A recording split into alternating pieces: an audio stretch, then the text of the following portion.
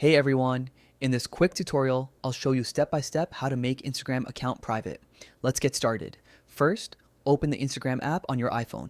Now, tap on your profile icon in the bottom right corner to go to your profile. In the top right corner, tap on the three horizontal lines to open the menu.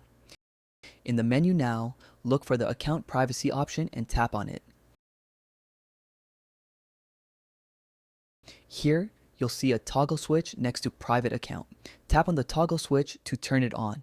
The switch will turn blue, indicating that your account is now private. A confirmation pop-up will appear explaining what a private account means. Tap switch to private to confirm. Once your account is private, only people you approve can see your posts, stories, and followers list. When someone wants to follow you, they'll need to send a follow request that you can approve or deny. Your existing followers will still be able to see your content, but new followers will need your approval. This is a great way to control who can see your Instagram content and protect your privacy. And that's it. Your Instagram account is now private. If you found this video helpful, please like and subscribe the channel. Thanks for watching.